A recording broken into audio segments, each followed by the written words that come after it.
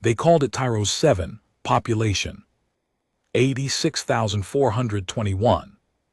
Now a graveyard spinning in silence.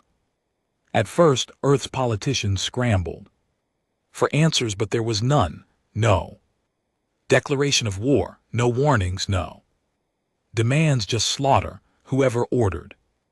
The strike didn't want territory, they wanted to send a message, and we got it. But Earth doesn't play silent victim. Not anymore. The man watching the footage for the 27th time that week sat in a dark room inside a command carrier, buried deep beneath Iceland's surface. No rank on his collar, no insignia, just a name. Thorn. He didn't flinch when the images repeated. He didn't weep when the screen showed scorched bodies lined up in shattered streets. He just stared, jaw clenched tight enough to crack molars.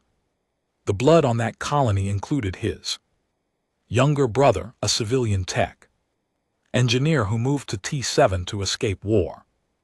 Not find it. The door behind him hissed open. A sharp voice broke the silence. Sir, they've convened the assembly. They're calling it a tragedy. They want restraint. Thorn didn't turn around. Restraint. They butchered children, Commander. I know. He stood slowly, walking over to a small case mounted on the wall. He opened it, revealing a curved metal device, a key forged in tungsten steel and laced with biometric locks. It hadn't been used in 73 years. Earth hadn't launched a full military offensive since the Orion conflicts. Humanity had learned to keep to itself, trading with other species, building quiet, isolated colonies, peaceful, dull, but Tyros 7 changed everything.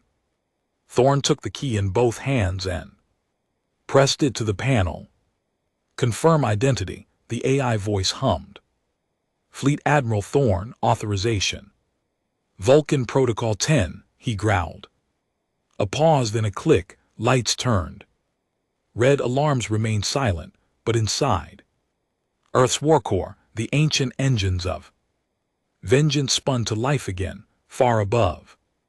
In orbit, the EMS Leviathan, Earth's flagship Dreadnought, began transmitting coded pulses across the Sol defense grid. Shipyards from Jupiter's moons to Titan's forges responded instantly.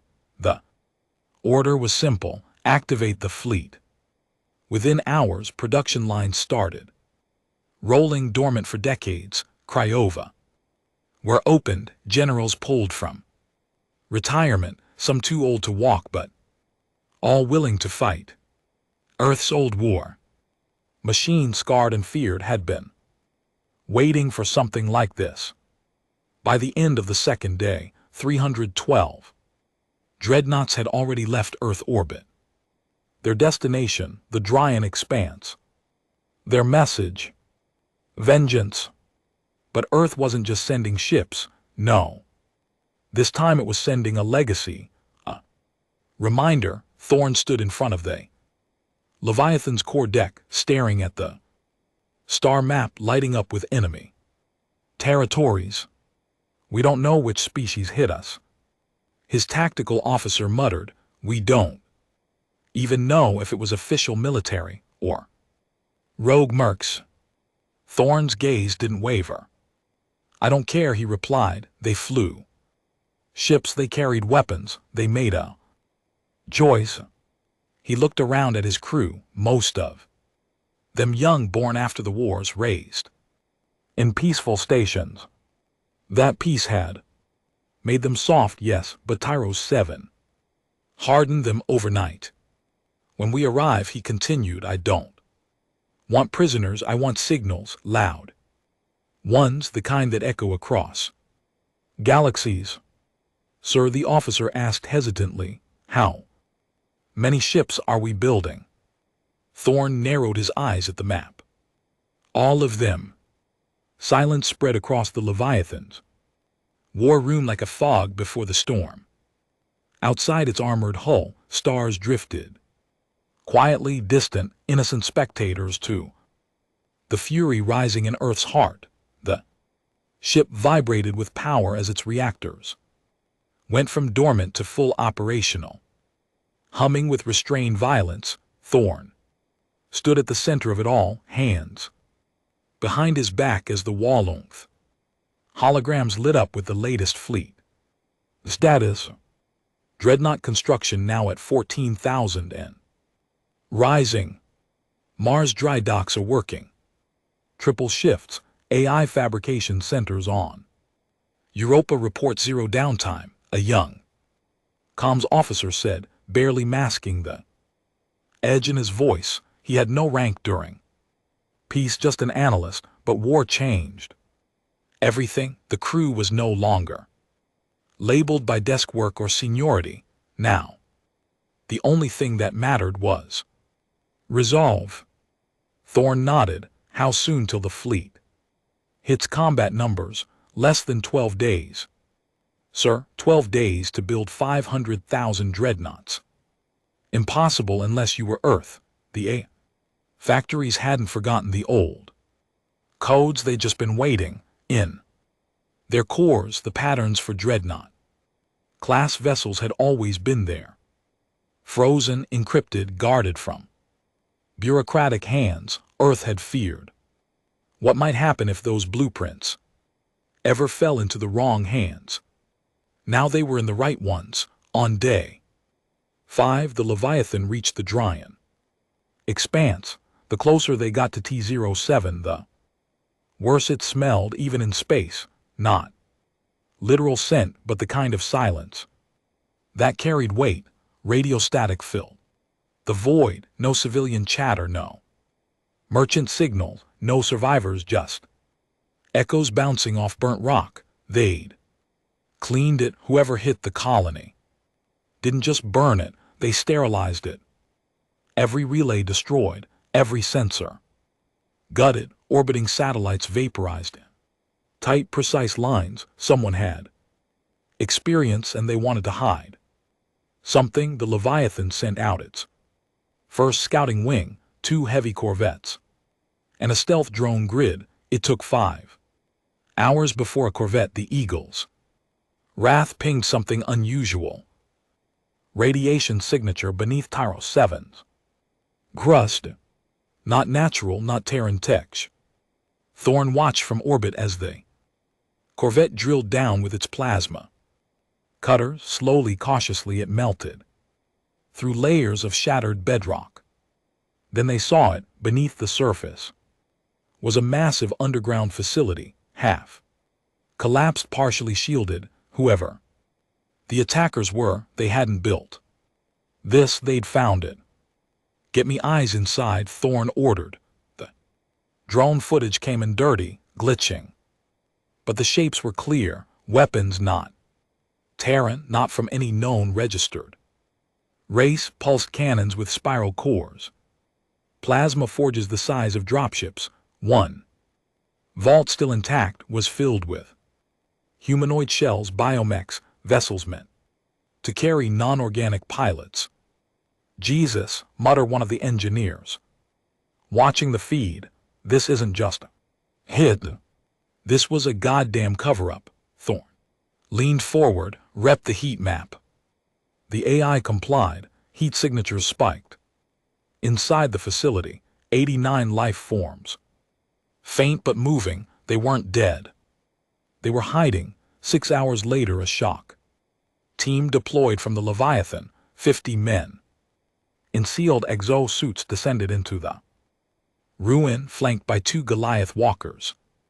Their orders: no survivors unless interrogatable, no mercy unless deserved. The entrance was tight, dark, and laced with sharp ridges that screamed alien design. As they moved deeper, the air turned viscous, thick with electric static. A soldier named Harden led point. His voice crackled through the comms. Movement, corridor 6. Target appears insectoid, 1 meter tall, fast, not engaging. Pursue, the lieutenant barked. Harden and his team moved fast. Too fast. Within seconds, the corridor lit up with blue plasma arcs, screams followed by. The time the walkers arrived, 3 soldiers were down, Harden's vitals flatlined on the HUD. They returned. Fire vaporizing a pack of spindly, multi-limbed creatures in seconds. 1 survivor was dragged back to the surface. The thing writhed in its restraints, a skeletal figure with stretched skin and blackened eyes. Somewhere between flesh and machine, its voice wasn't vocal, it transmitted pure, cold digital signal. Thorn stood over it in the interrogation chamber. "Why, Tyro?" he asked flatly. The thing twitched. Corruption silenced, it replied, voice crackle of feedback. Experiment should not exist. Who gave the order to strike? Thorn demanded. The creature spat oil and static. No order. Cleansing. Thorn's face remained unreadable. He turned away. Seal the chamber. The guards obeyed. The thing began screeching in garbled binary. Then the door locked shut, and Thorn flooded it with antimatter gas. No trial, no hesitation. By day 7, Earth's fleet had grown tenfold, from Luna to Neptune's ice rings. Dreadnoughts rolled off assembly lines. Every ship carried a name etched in titanium across the hull. Cities that fell, colonies lost, heroes buried without honors. They were not just ships, they were gravestones with engines. Thorn's personal command ship, a newly forged behemoth named the EMS Retribution, stood at the head of the formation. Unlike Leviathan, Retribution didn't carry diplomats or scientists. It was designed for war, nothing more. Inside its briefing chamber, Earth's top military minds gathered. Admiral Boone, scarred from the Orion skirmishes, leaned forward. "We found traces of particle residue matching old coalition weapons." General Mira, old, sharp, and merciless, snorted. "Coalition denied involvement in T7. They issued condolences. They're playing politics." Boone stared at the report. "But if they knew something was buried under T7, then they allowed the slaughter." Thorn finished. His voice dropped. "Or ordered it." Silence filled the room. A line had been crossed. If the coalition or any species within it sanctioned the cleansing of a human colony to hide secrets, then treaties were meaningless. There was no court to appeal to, no negotiation left to be made, only war. Day 10, scouts reached a nearby coalition outpost, Sarah Prime, located in a dense asteroid field neutral zone supposedly, but the moment Earth's advance fleet came within scanning range, they were fired upon. No warnings, no hails, just plasma and rail gunfire. Earth responded in kind. Battle lasted 6 minutes. Seraph Prime was erased. Of Earth's ships, 3 were damaged, no casualties. Of the outpost, nothing remained but a floating memorial of glowing debris. Thorn watched from the Retribution's bridge, unmoved. "They shot first," one officer whispered. "No," Thorn corrected. "Tyro 7 was first. This was just payback." He turned to the navigation AI. "Plot a course to the Council Core." There was hesitation. The Council Core wasn't a military base. It was a political sanctuary, a meeting ground, where all species gathered, protected by ancient codes of neutrality. No one had ever attacked it in history. "Confirmed target?" the AI asked. "Confirmed," Thorn said. A pause. "Firing upon the Council Core may result in universal war." Thorn's jaw tightened. "It already has." By the end of day 12, Earth's fleet reached full power, 500,000 dreadnoughts, each one a fortress bristling with killer weaponry, crewed by millions of soldiers, ex-marines, rogue pilots, co-pilots in every fighter Earth could spare. A final broadcast was prepared. Thorn stood before the fleet, broadcasting on all open channels across the galaxy. "This is Fleet Admiral Thorn of the Earth Defense Command." He didn't shout, he didn't rant. His voice was calm, controlled, cold. 16 days ago, the human colony of T7 was burned to the ground. No warning, no survivors, no claim of responsibility. He paused. Earth asked for answers. None came. We found only silence and deceit. We discovered black sites buried beneath our soil, facilities never meant to be seen. His eyes narrowed. You covered your tracks with fire and screams. Now we return the favor. He stepped back. All Earth forces are hereby released from all peacetime restrictions. Targets are no longer limited to military installations. Any world harboring knowledge or sheltering those behind T7 will be treated as complicit. Thorn stared straight into the lens. We are not asking for justice, we are taking it. He ended the broadcast, and across space the 500,000 dreadnoughts began to move, not as soldiers but as executioners. They thought Earth would blink. They thought the speeches were just threats. Bark without bite. The Galactic Council had seen countless outraged species before. Protesters, ambassadors wait, ethics charters, and empty ultimatums. Even during the Orion riots, humanity had held back, always restrained by politics or fear of annihilation. But this time the silence from Earth was different. There was no debate in their channels, no pleas for mediation, no representatives begging for fairness. Just that fleet, 500,000 dreadnoughts, burning through the void like a plague. In formation. And then came the first strike. The planet was called Jarnes 4, a rich world just inside coalition borders. Population 3.2 billion, mostly neutral. Species, traders, educators. They considered themselves unaffiliated, not fighters, not responsible. They were wrong. Deep under Zeus's university system, Earth Recon AI picked up encrypted archives, hard proof transmission records traced back to the Tyros 7 massacre, data showing that Jarnes administrators received warnings days before the colony was hit and did nothing. They didn't warn Earth. They didn't lift a finger, so Thorn did. Fleet gave them 12 hours to evacuate or surrender the ones responsible.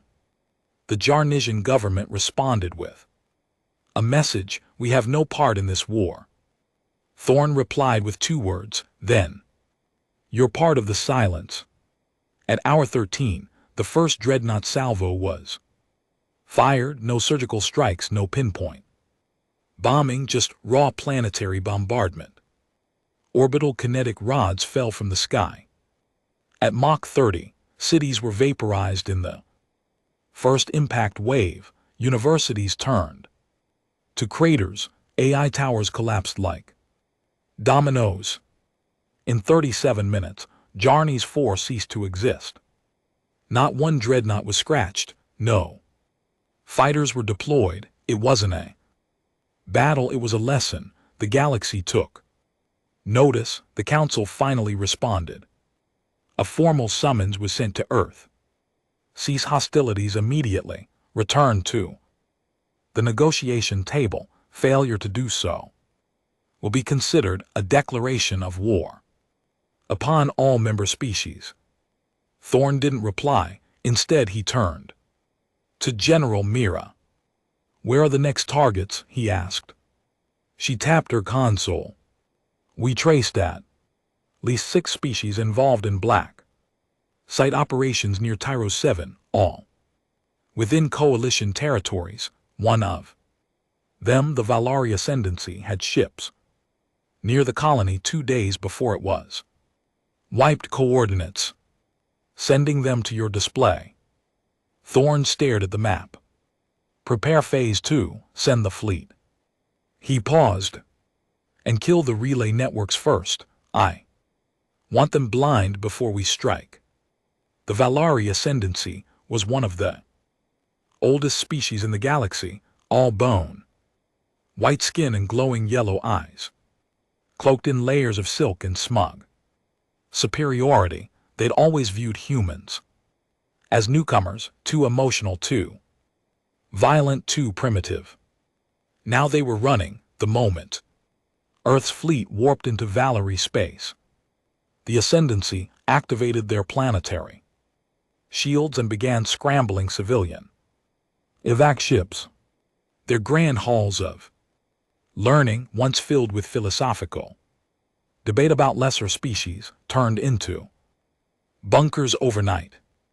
Valari fleets rose in defense. Their pride refused to let them flee without a fight. Earth didn't give them the chance. The human dreadnoughts used fire formation tactics not seen since the last great wars, splitting their battle groups into concentric rings with AI-controlled flanking maneuvers. The result, brutality. Valari ships were sleek, fast, and beautiful, but fragile. Their shielding couldn't handle Earth's hyperkinetic slugs and smart mines. Their plasma beams couldn't pierce dreadnought armor reinforced with neutron-forged alloys. In just 3 hours, the Ascendancy lost 82% of its fleet. Valari Command sent one final plea. "We surrender. Cease fire." Thorn replied, "Surrender implies honor. You burn civilians. No honor left." Then he gave the order. Glassed bombardment that followed was unlike anything the galaxy had ever witnessed. Not even during the Trian massacres or the Quasar Wars had a planet been hit with full force orbital saturation. Not 1 or 2, but over 5,000 dreadnoughts rained hell upon Valor Prime, the Ascendi's capital world. The planet's crust cracked, its oceans boiled, and when it was over, a once proud civilization had been reduced to ash and regret. Inside the Retribution's war chamber, Thorn watched the after-action reports roll in. 7 worlds in 8 days, Mira said quietly. "We've killed over 11 billion. Thorn said nothing. She added some. "We'll call this genocide." His eyes met hers, calm, cold. "It's not genocide when they had a choice," he said. "They chose silence. They chose cover-ups. They chose to stand next to monsters. But there were innocents. There were innocents on T7 too." "Silence. You still feel anything, Admiral?" she asked after a pause. "Guilt. Doubt." Thorn didn't answer right away. He reached into his coat pocket and pulled out a small item, a worn-out necklace. Just a piece of bent metal on a chain. Nothing fancy, nothing expensive. He ran his thumb over the engraving on it. "To my big brother. I'll be watching the stars." It was all they recovered of his brother's body. "I feel one thing," Thorn finally said. "What's that?" Clarity. But not everyone on Earth agreed. Back home, protests began to rise. Journalists and dissidents questioned the scale of the retaliation. Public channels filled with whispers. "Are we becoming the monsters? How many more must die for vengeance? Is this still justice, or is it madness?" Thorn didn't care. He wasn't fighting For politics, he wasn't trying to look moral. This wasn't about optics, it was about a line that was crossed in a galaxy that believed humanity would stay leashed. He'd already made the decision. Earth would rather burn the stars than kneel again. On day 17, a captured coalition frigate leaked critical information under interrogation. Its pilot, a reptilian mercenary with a forked tongue and 5 war tattoos, confessed what many had suspected. The massacre of Tyros 7 had been a test, not a random strike, not a mistake. A secret council within the coalition made up of elite species had authorized an experimental purge to gauge humanity's reaction to controlled suppression. They believed Earth had grown soft, too peaceful, too content. They wanted to remind humans of their place. Instead, they triggered a war they couldn't contain. Thorn stood before the high command, report in hand. Let's make one thing clear, he said. This isn't revenge anymore. He looked at the map, which now displayed hundreds of worlds across coalition territory. This is extermination. A long silence followed. Then Mira leaned forward, eyes sharp. What about the Council Core? Thorn didn't flinch. We save it for last. By day 20, the galaxy was in full collapse. Supply lines shattered. Allies turned on each other. Some species declared neutrality, begging Earth not to fire. Others offered tribute, even weapon stockpiles just to be spared. Earth accepted none of it. One by one, systems fell, spaceports burned, orbital rings cracked. The coalition was no longer a ruling body. It was a crumbling corpse. But with every victory, Thorn grew colder. Sleep eluded him. Memories of his brother's laugh echoed in the corners of his mind, now distorted, twisted by screams, fire, and broken bones. He began to avoid mirrors. He didn't like the man looking back. Then something changed. On the outskirts of a scorched moon in Sector 91G, one of Earth's scout vessels found a vault buried under centuries of rock, shielded in layers of cloaking fields and warp static. It should have been invisible, but Earth's AI found it. What they uncovered inside shattered everything. Inside the vault were archives not coalition made, older, far older, alien symbols, ancient star charts, and most chilling of all, footage of Earth, not now, not recently, from before first contact, from before Earth knew there was life beyond its solar system. In one video, human test subjects were being observed, dissected, manipulated, watched from afar by unseen species, marked, tagged, then released back. The truth hit like a railgun slug. T7 wasn't the beginning, it was just the next phase in a long game. Earth had never been welcomed into the galactic fold. It had been allowed, controlled, conditioned. All those peaceful decades, a leash, and now humanity had broken it.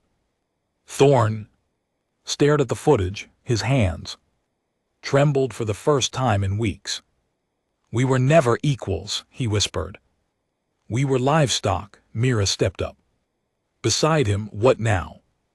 Thorn straightened slowly. His voice was ice. We finish what we started. He turned to the map. Take me to the Council Core. They called it the Council Core, a sanctum, a shrine, a place of so-called peace, built at the convergence of 6 major wormhole routes.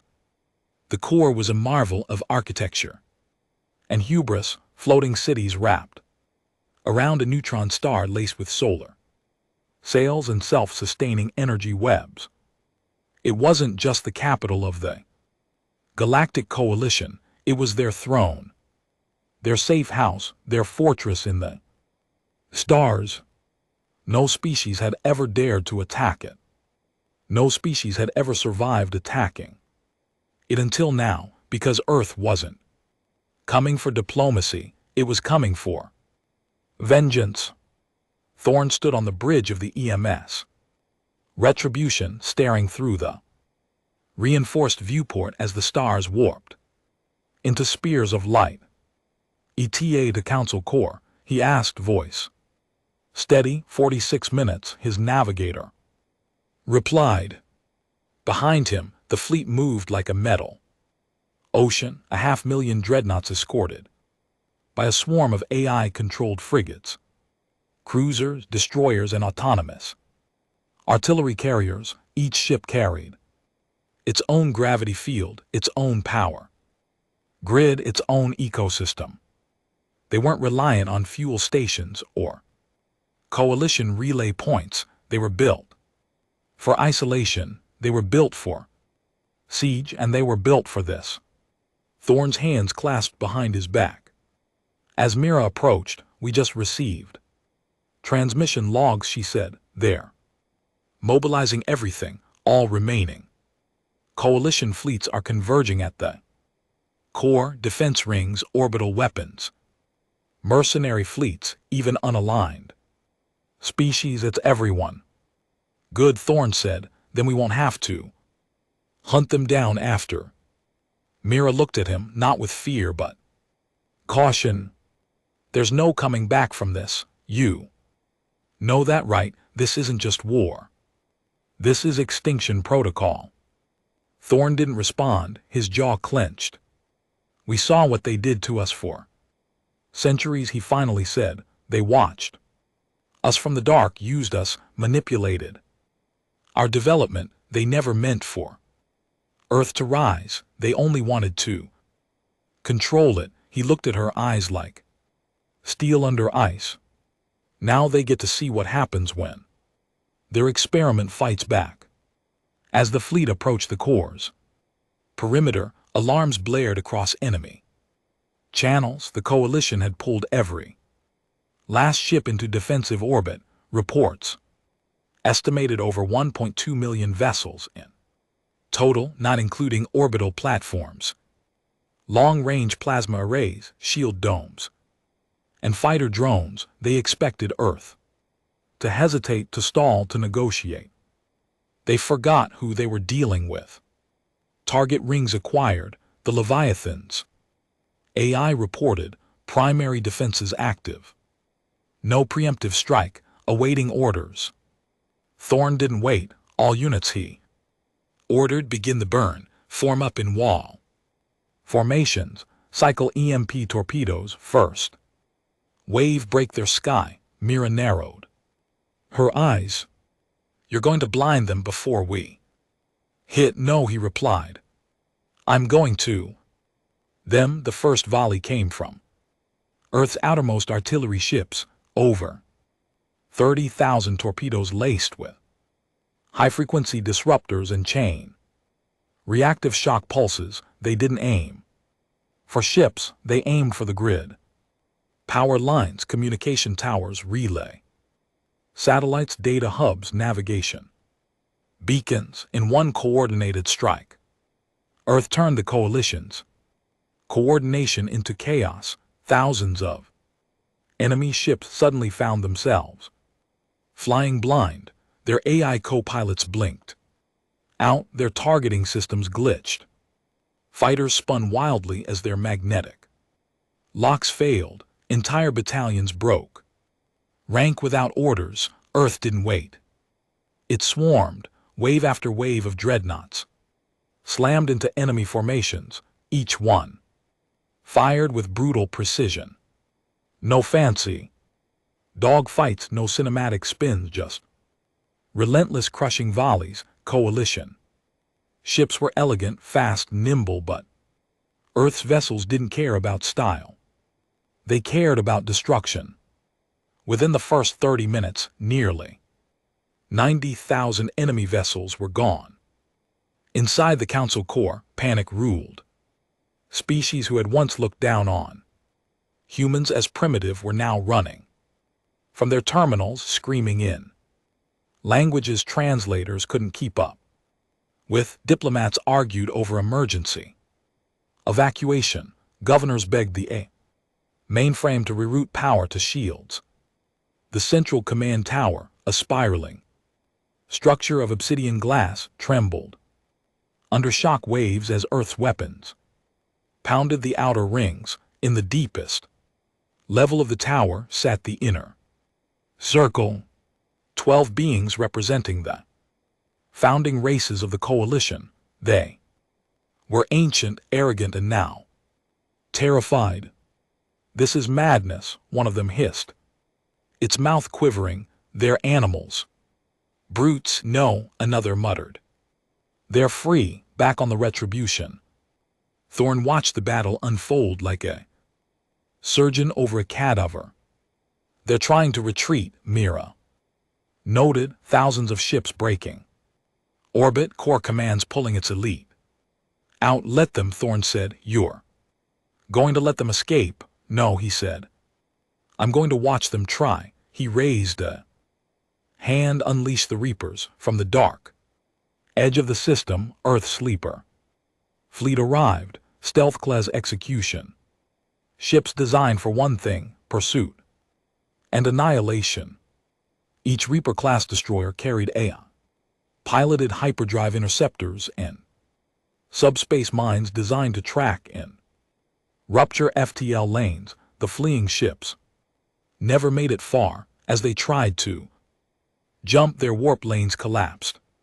Mid-transit, thousands of vessels exploded in silent flashes of quantum fire. Others spun out, trapped in frozen jumps, their crews screaming into nothing. The galaxy's elite fled like rats, and Earth hunted them like wolves. 3 hours into the assault, the outer rings of the Council core collapsed. Orbital platforms were torn from their mounts. Coalition defenders retreated into the inner sanctum. Their once pristine cities burned under atmospheric destabilizers. Shield domes flickered, then died. Civilian transports tried to escape through emergency corridors, only to be met by Earth's blockade. Some were allowed through, others were not. Mira watched silently as casualty reports flooded in. "Billions," she whispered. "We're going to wipe out billions." "They should have thought of that," Thorn said coldly. "When they thought human lives were expendable. But some of them didn't know, just like the kids on T7 didn't know what was coming." His voice sharpened. "They didn't get second chances. Why should anyone else?" She said nothing because there was nothing left to say. Finally, the retribution broke into the core's upper atmosphere. Its cannons rotated toward the obsidian command tower. Thorn walked to the control platform. "Bring the spire down," he said. But the weapons officer hesitated. "They've just signaled. The inner circle is offering terms: full surrender, amnesty, resource tribute, weapons decommissioning. They're offering everything." Thorn's eyes narrowed. "Did they offer anything before T7 burned?" "No, sir." "Then let's give them the same courtesy." The order was given. The sky lit up as the retribution fired all 6C cannons into the heart of the core.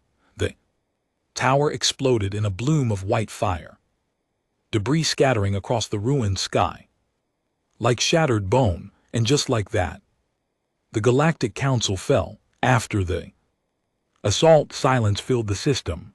The only sounds were the low hum of Dreadnought engines and the distant crackle of cooling wreckage. No more enemy fleets.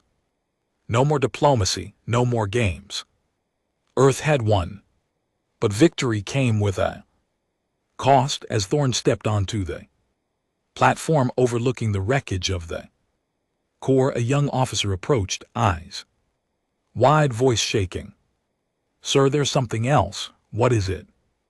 After the spire fell, we found a deep core vault sealed beneath the council tower, protected by layers of encryption. Took the AI 3 hours to break in, and the officer swallowed hard. It wasn't a war room, it was a control chamber. Thorn frowned. For what?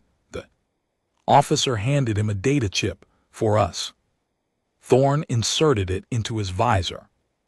Footage played, cages, labs, autopsy tables, human test subjects screaming. Behind force fields, generations of them, some from early contact eras, some from now. They hadn't just watched Earth from afar. They'd been harvesting from it, kidnapping, experimenting, rewriting DNA, trying to build a human counter species, something that looked human but wasn't, programmable, obedient, a fail safe. Thorn's hands curled into fists. How many knew? He asked. The officer hesitated. Everyone, he said. Inner circle, the major species, the neutral ones too. It's all logged. Decades of it. Thorn stared at the ruined sky. No tears, no screams, just a whisper. They wanted control. Now they get a reminder. He turned away. We're not just another species. He walked back toward the bridge. We're the end of the leash. Earth didn't just win the war, it burned the page the galaxy had written for it.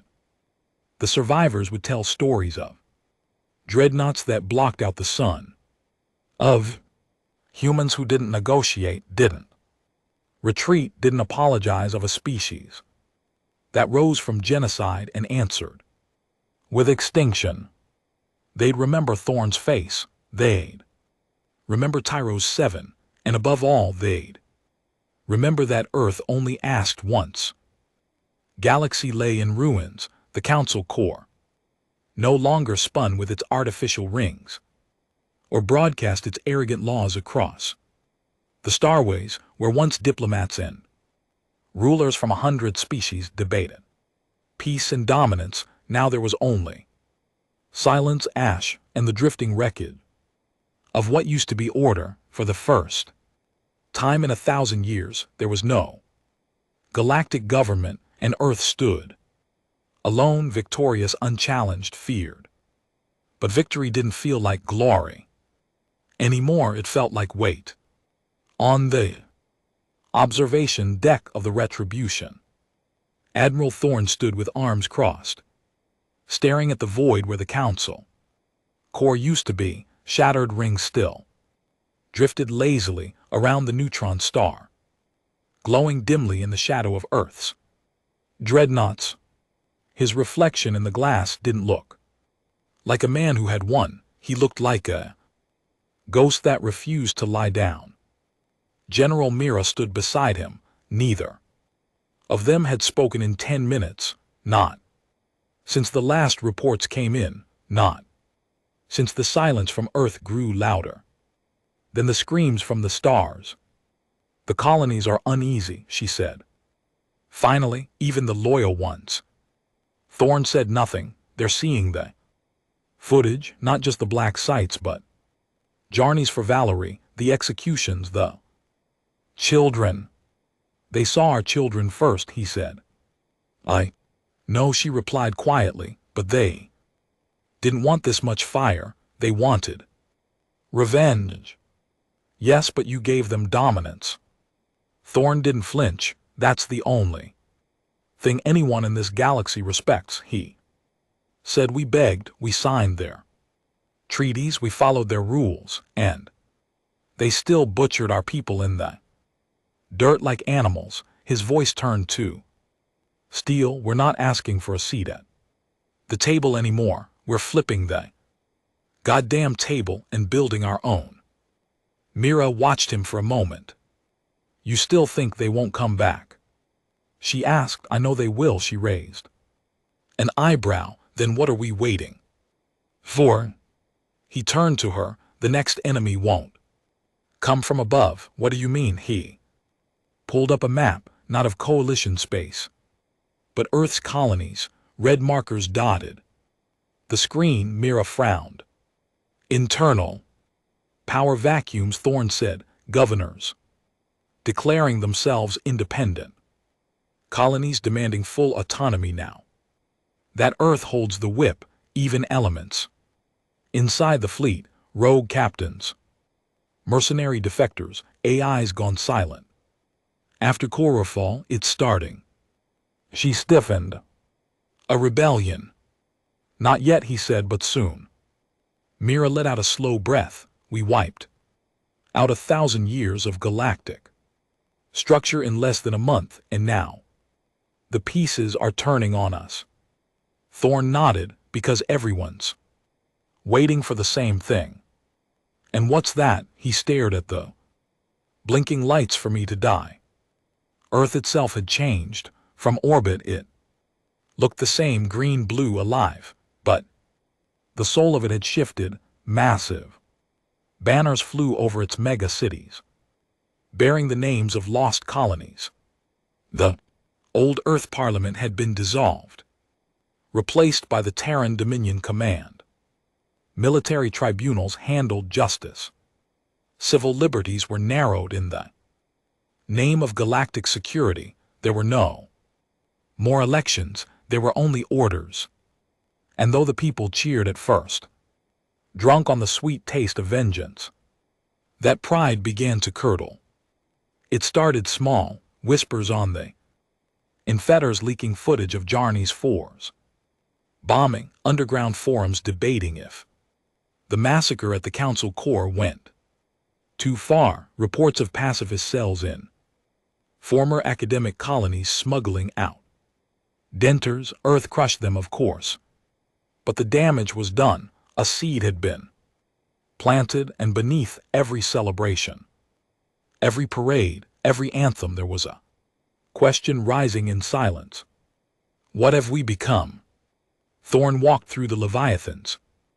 Medbay, not to visit the wounded. There were none, not anymore. The battles were over. No, he came here for the dead. Rows of cryopods lined the corridor, each one holding a fallen soldier, awaiting burial. Men and women from the outer systems, names Thorne would never know, faces that stared back at him through frosted glass like quiet accusations. He stopped at one pod, the name plate. Read Lieutenant R. Ebron, 22 years old, killed in the breach. Assault on the Valari command ship. His helmet had melted into his face. Thorne placed a hand on the pod. They said we were weak, he whispered, that we'd never push back. He didn't expect a reply, but sometimes the silence was worse than any scream. Later that night, alone in his quarters, Thorne finally listened to the last message his brother had sent from Tyros. 7. It wasn't a warning, it wasn't fear. It was a laugh. Hey, big brother, his brother's voice said, light and full of life. You should see the sunset. The sky looks like it's bleeding gold across the mountains. We built a little platform at the top of Ridge 6. You'd love it. I finally feel, I don't know, free. The voice paused. Maybe someday, when you're done being a war dog, you can come visit. Thorne closed his eyes. That message was only 4 hours before the attack. There was no time for panic, no chance for escape, just fire. On day 40, a signal broke through the chaos, one not from Earth or its colonies, but from beyond. A simple beacon repeating, not coalition code, not any known race, just coordinates. A message in perfect English. You've awakened them. Now they remember Earth. Thorne's blood went cold. He ordered immediate tracing. No origin could be confirmed, but the coordinates they pointed toward the edge of known space. A region long thought dead. No stars, no Colonies, no reports, the Black Veil. Mira stood at his side again. You think it's legit? He nodded once. Yes, you think it's them? Yes, she didn't ask who. He meant because they both knew. The council wasn't the top of the food chain. They never were. 2 days later, Earth Command received a data dump from a rogue AI satellite lost near the Black Veil. It wasn't just a transmission. It was a warning. Old footage, strain creatures, ships the size of moons, records of planetary systems turned to stone, flesh twisted into machine, cities turned into shrines made of bone and metal. It was ancient, and at the center of it all a symbol, a circle of black stars, the same symbol found in the Council Core's deepest vaults. And then the satellite went dark. Thorn stared at the files. They're coming back, he said. Mira asked, what do we do? He turned to her, voice quiet. We finish uniting Earth, he said. Then we turn everything toward the Veil. We won't survive another war. Divided. And if the people resist, he didn't hesitate, then we remind them why they needed us in the first place. Mira didn't respond, but her silence spoke volumes. By day 50, the galaxy had changed again. Earth now ruled from the ruins of the Council Core. A new citadel rose from its ashes, not built with glass and art, but forged with dreadnought holes and scorched steel. It was called the Obsidian Throne. From there, Earth issued one message to the surviving races: the old order is dead. You will speak when spoken to. You will act when told. You will obey, or you will vanish. Most did. Some didn't. Earth's Reaper fleets handled those. The cost of disobedience was no longer a trade sanction. It was extinction. And yet, despite the dominance, Thorn couldn't sleep. He dreamed of Tyros 7, of his brother, of Ridge 6 and that gold blood sky. But in the dream, it wasn't the colony he saw burning anymore. It was Earth, his home, crumbling under something vast and unknowable, a force older than they. Stars not made of flesh, not machine. Something else, something angry, and in that fire he saw his own reflection. Smiling, he woke up shaking, not in fear and understanding. The galaxy had made Earth into a monster, but they had forgotten something critical. Monsters have no masters, and the worst ones, they never die quietly. There was a time when the galaxy thought it understood war, before Earth, before Tyros 7, before the silence of diplomacy shattered under the weight of 500,000 dreadnoughts. But now even the stars seemed quieter, as if the void itself was waiting, not for peace, but for what came after. Admiral Thorn didn't trust the quiet. He sat in his private quarters aboard the Obsidian Throne, staring at a small black object no larger than his fist. Signal core cracked down the middle, humming with an energy that should not have existed in this part of space. It had been recovered from the rogue beacon near the Black Veil, Earth's top. Engineers couldn't identify the alloy. It wasn't nano metal, it wasn't even matter in the way they understood it.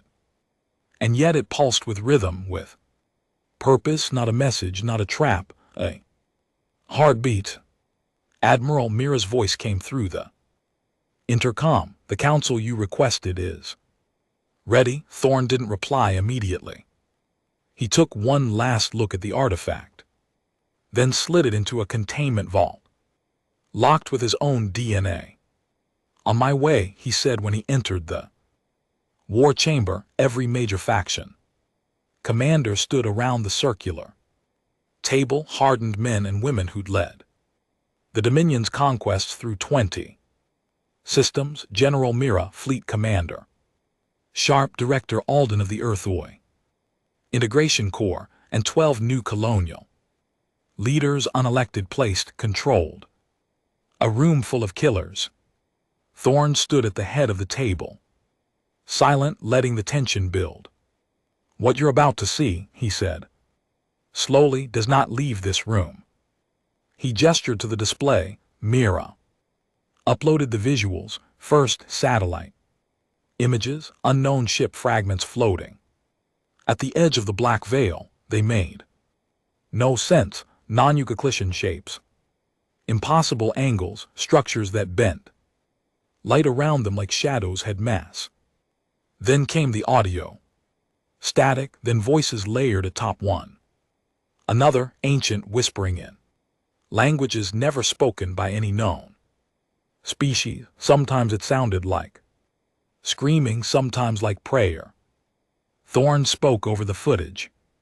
This was taken from a deep core monitoring array 20 light-years beyond. Coalition space, it went silent too. Weeks ago. Commander Sharp squinted. What the hell are we looking at? Proof, Thorne said, that we were never at the top. Director Alden frowned. You believe this is connected to the old vaults, the experimental tech we uncovered? Thorne nodded. The vaults were monitoring posts, not research centers. They were tracking them. Who are they? Thorne looked at each of them, then finally said the name he had only said once before. The architects. No one spoke. He continued, we thought the coalition built the galaxies. Borders, the trade lanes, the wormhole. Routes, but they didn't, they just found them, used them the same way we'd use abandoned roads. He pointed at the data. These beings predate everything. The Council, the Coalition, even the wars Earth never saw. They're the ones who set the parameters, who watched us, manipulated the rise of entire civilizations, including our own. Mira leaned forward. Why now? Because we shattered the script, Thorne said. We weren't supposed to push back. We weren't supposed to win. When we burned the Council, we sent a signal. He looked up at the others, and now they're coming. Earth's orbital defenses were the most advanced in known space. 15 planetary rings, 50,000 anti-ship batteries, hundreds of dreadnoughts stationed in rotating patrol, a fleet built to kill empires, and yet every security AI had begun flagging the same warning. Unidentified gravitational distortions. Detected source unknown, trajectory. Sol system inner vector. At first it was brushed off, asteroid. Belt shifting dark matter flux, the usual. Then the stars started disappearing, literally black holes. Number, there was no gravitational lensing, no radiation trails, no predictable behavior, just darkness. Moving and approaching. On day 62, a massive flash lit up the system's edge. It wasn't an explosion, it was a rival. An object the size of a small moon appeared on the fringe of human territory, not through a jump gate, not with FTL drives. It just was like it had always been there. The Dominion named it Obelisk 1. It didn't respond to hails. Didn't move, didn't scan, didn't speak. It simply existed. Then Earth's orbital stations began to malfunction, not from attack, not from viruses, from overload. The data streams pouring from Obelisk 1 weren't signals, they were thoughts. Raw, incomprehensible information. Terran AIS went insane. Some self-terminated, others began broadcasting nonsensical warnings. We were the clay, they will return the flesh to the forge. You broke the garden. Even Earth's strongest cognitive AI, HALYX7, locked itself in a loop. One line repeated 16,000 times. There. Waking up what we buried. Thorn gathered the command council. Again, this time the tension was fear. Sharp slammed his fist into the table. We just wiped out the most powerful empire in the galaxy, and now you're telling me we're not ready for what's next? Thorn didn't flinch. We're not. Alden's voice was tight. How much time do we have? Thorn didn't answer, because the answer was already on every screen in the room. Obelisk 2 had arrived, then 3, then 4. Within 48 hours, 9 more appeared, each one in a different sector of Terran space. Unmoving, silent, watching. You think this is a countdown? Mira asked. I think it's a choice, Thorn said. They're not attacking, not yet. They're seeing what we'll do, and what if we do nothing? Someone asked. Thorn looked out the window. Then we go extinct. But Earth didn't kneel. It never had. On day 68, the Dominion launched Operation Forge Fire, a coordinated offensive meant to probe, test, and if possible, destroy the Obelisks. 12 dreadnoughts engaged the closest one in Alpha Sector. Their weapons did nothing. Not even a scratch, not even a reaction. Until one dreadnought drifted too close, and then it vanished. No explosion, no wreckage, no distress call, just gone. Forge Fire was terminated immediately. Thorn stood in the command hall facing dozens of monitors. He had never looked older. What the hell are they? Mira whispered. Thorn's voice was raw. They're reminders of what? That we were never gods. Late that night, Thorn returned to the containment vault. He opened the case. With the black artifact, the one still pulsing, he stared at it for a long time, then did something he hadn't done since the war began. He prayed not to a god, but to the memory of his brother. I'm sorry, he muttered. I tried to protect them. I tried to make them afraid of us. I thought if they feared us, no one would ever hurt us again. Artifact pulsed brighter. Thorn leaned in. Tell me what you are. And for the first time, it whispered back. The whisper wasn't sound. It wasn't even language. It was a thought. A memory not his own.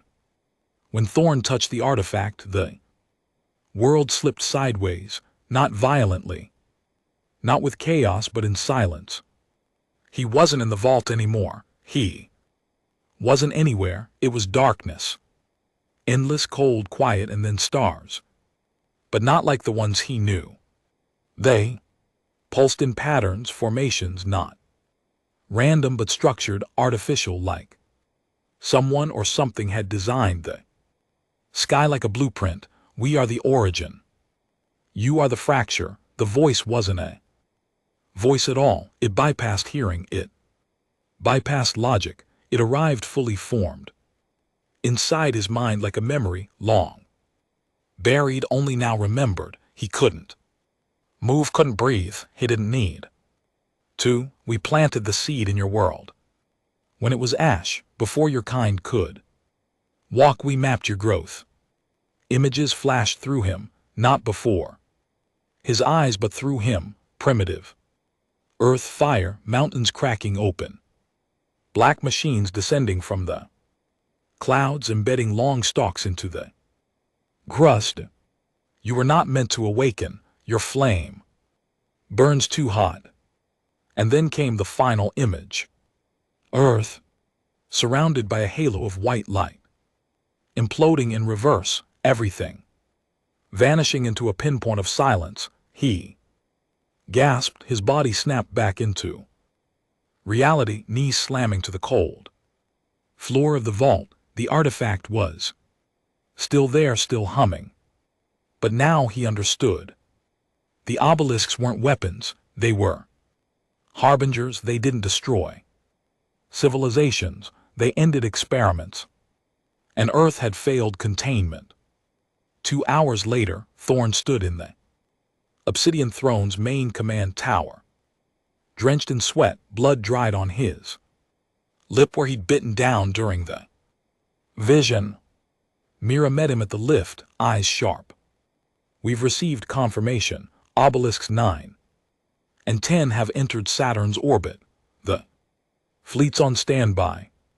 Thorn ignored her. Prepare the full Dominion broadcast array. I want every ship, colony, AI mainframe, and governor listening. She blinked. What are you now, Mira?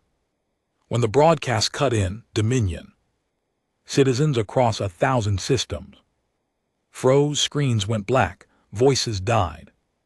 Only one image appeared, Admiral Thorn.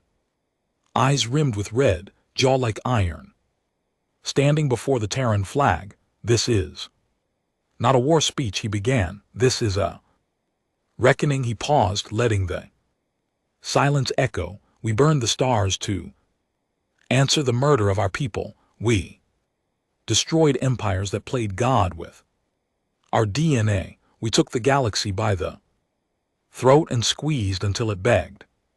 Some watching cheered, others didn't. But we were wrong, he said, and the cheering stopped, dead silence. We thought the enemy was the Council, the Coalition, the corrupt, but they were puppets controlled by something older, something watching. He nodded. Slowly, they're here now. You've seen them, the obelisks. They're not weapons. They're not ships. They're the measuring stick. They exist to determine if we're worth continuing or if the slate needs to be wiped clean. He stepped closer to the lens. I don't know if we can win this. I don't even know if winning means surviving. Another pause, but I know one thing. If this is our final hour, we won't go quietly. Earth was never made for quiet. He raised his fist. We are the fire they feared, and if we are to be erased, we will burn bright enough to blind the ones who come after. He ended the feed, then turned to Mira. I want every rogue fleet reactivated, every dormant AI integrated, every civilian draft authorized, full martial lockdown across all core colonies. Mira's jaw tightened. That'll spark rebellion. Thorn stared at her. Then we'll put it out. 3 days later, rebellion ignited.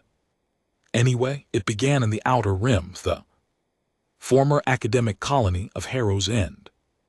A once loyal research hub, now under Dominion control, flooded its communication networks with pirate signals.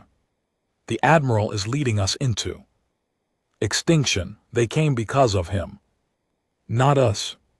Within 6 hours, 4 other colonies echoed the message. Within 12, weapons caches were seized. Dominion officers executed. Within 24, Earth supply lines began to bleed. Mira entered Thorn's command chamber. Mid-transmission. 10 more colonies refusing orders. 5 governors denounced martial law. Some of your own dreadnought captains are going dark. Thorn stared out at the void. They're cowards. They're human.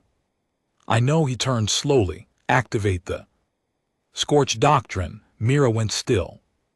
You're not serious. His eyes were colder than she'd ever seen. They want to fracture now when we're facing something that can delete us from existence. You're ordering planetary suppression on Terran colonies. I'm ordering a message, he snapped. Loyalty isn't optional, not anymore. Mira stared at him. You're becoming what they feared you'd be. No, he whispered. I'm becoming what we need. Scorch Doctrine began with precision. One rogue colony, Vera 9, struck first. Its defense grid fired on a Terran cargo hauler trying to land. Thorn responded with orbital strikes, minimal, calculated, just enough to knock out power infrastructure, weapon stockpiles. But when Vera 9 retaliated again, this time with biohacked drone swarms, Thorn escalated. Full bombardment. Within hours, Varian was gone. Mira watched from the command deck, her voice low. We just turned one of our own into another Tyros. Thorn didn't respond because deep down, he knew it was happening again. The line he'd sworn never to cross, the one that separated revenge from genocide, was now blurred, justified, necessary. That's what he told himself, but the ghosts were louder now, especially one. His brother in dreams, not screaming, just disappointed. On day 75, Earth's AI core detected something impossible. Obelisk 1 had moved, not drifted, jumped from the outer rim of Sol to direct orbit around Earth. The moon dimmed in its shadow, oceans swelled under its weight, panic spread across the planet. Before any order could be given, people began fleeing cities, riots broke out. Power grids surged with overloads from fear-induced hypertraffic. Children wept under red skies as the monolith blocked out sunlight, and then a beam of light struck the surface, not an attack. A scan 7 minutes long, after which the sky returned to normal. No ships moved. No words came, just one universal broadcast. No voice, no language, just a countdown. 30 days. Mira stared at it in silence. What happens at 0? Thorn answered, without blinking. The architects decide if we're a virus or something worth preserving. She turned to him, and if they choose wrong.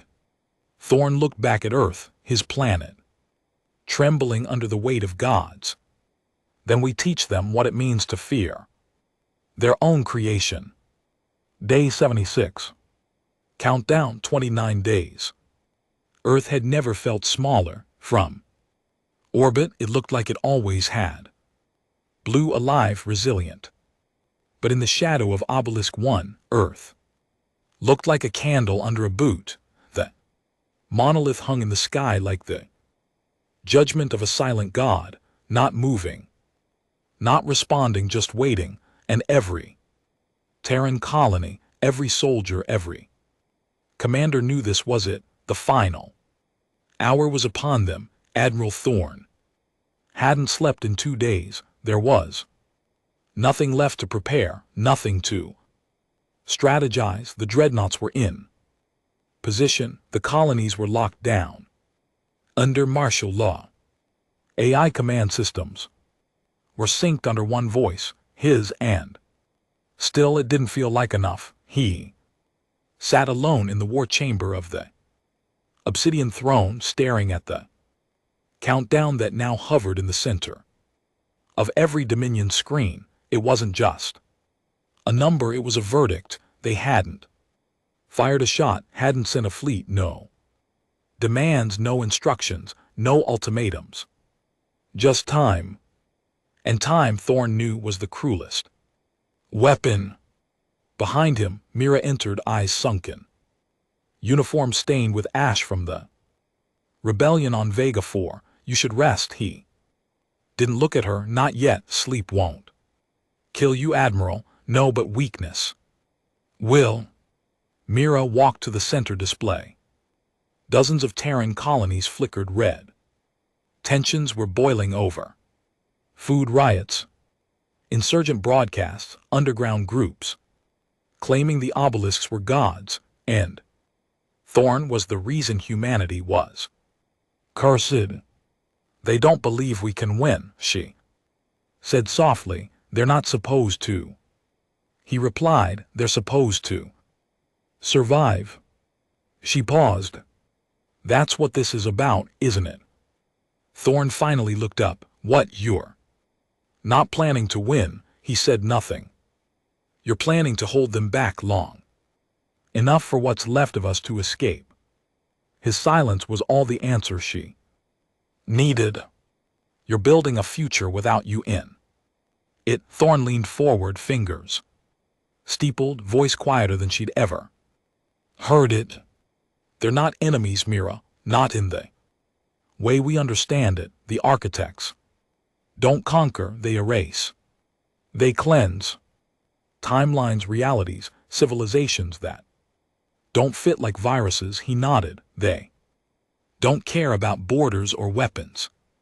They don't even hate us. We're a failed equation, so why haven't they done it yet? Because somewhere inside their code there's still a protocol. Observation, evaluation, a test. Thorn nodded. And we've got 29 days to pass it. Mira stepped closer. Then what do? Admiral. His jaw tightened. We show them something they've never seen before. Day 79.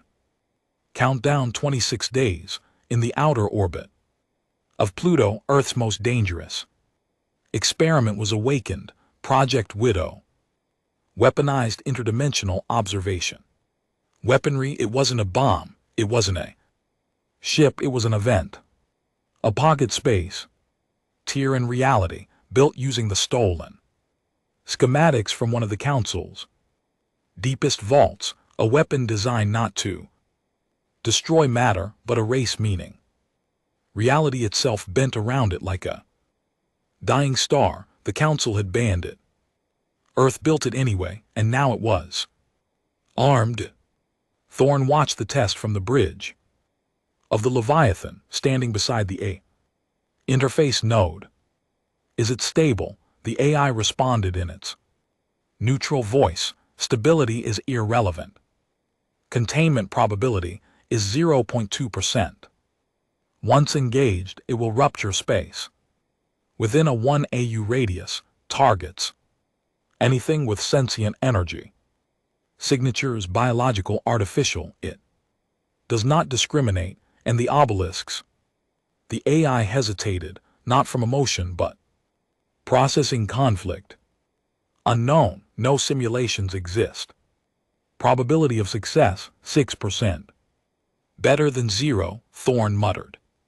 Prepare a test fire. Mira, listening through the secure channel, broke in. If that thing tears a hole in the fabric of space, we may never stop it. That's the point, Thorn said. We'll lose half the solar system. We've already lost everything else. Silence. Then she said what neither of them wanted to admit. You're playing God now. No, Thorn replied, eyes locked on the black screen where Obelisk 1 hovered. I'm just showing one what a human god looks like. Day 81, countdown 24 days. The test fired and space screamed. No sound.